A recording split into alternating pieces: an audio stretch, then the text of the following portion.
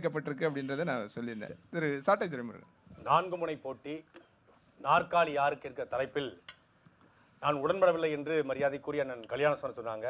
நானும் அந்த தலைப்பில் உடன்படலை.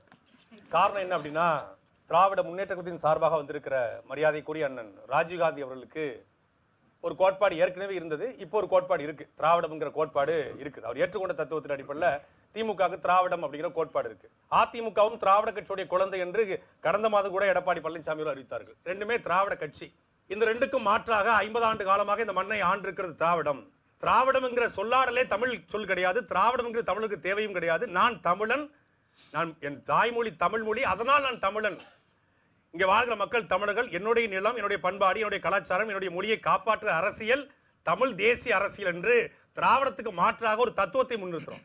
இப்போ திராவிட கட்சி ஒரு பக்கம்னா அதுக்கு மாற்றாக இருக்கிற தத்துவம் தான் ஒரு முனையா இருக்கணும். அது ஒரு முனை, இது ஒரு முனை. அப்ப இருமுனை தான் போட்டி. இந்த இருமுனைக்கு மத்தியில ஒண்ணு திராவிடத்தின் பக்கம் நிக்கணும், இல்ல தமிழ் தேசியம் பக்கம் நிக்கணும். ரெண்டு பக்கம் நிக்க மாட்டேன், நடுவுல தான் நிப்பேன்னு சொல்லி உத்தமபாளையத்திலிருந்து ஏறி வந்திருக்காரு நம்ம அண்ணன் முஸ்தபா. தாவேக்கா சார்பாக வந்திருக்காரு. அப்போ தத்துவத்துக்கு தான் இங்க போட்டி, கொள்கைக்கு தான் போட்டியே ஒழிய தனி நபர்களுக்கு போட்டி இல்லை. அந்த அடிப்படையில் இருமுனை போட்டி தான் தமிழ்நாட்டில் நிலவுகிறது. திராவிடம் என்கிற தமிழர் நிலத்திற்கு தேவையில்லாத ஒரு தத்துவத்திற்கும், தமிழ் தேசியம் என்கிற தமிழர் நிலத்தை, பண்பாட்டை, கலாச்சாரத்தை காப்பாற்றுகிற தமிழ் தேசிய தத்துவம் தான் இங்க போட்டி.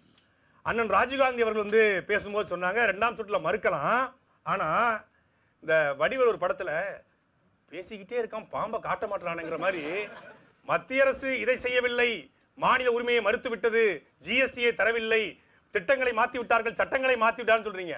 ஓட்டு போட்டது மோடிக்கு ஓட்டு போட்டோமா 2011ல, 2021ல உங்களுக்கு ஓட்டு போட்டோமா? ஸ்டாலின் தான் வராரு, விடியல் தர போறாரு, அதுதான் மக்களோட முடிவுன்னு நீங்க. திமுகவோட தேர்தல் அறிக்கை இருக்கிறது.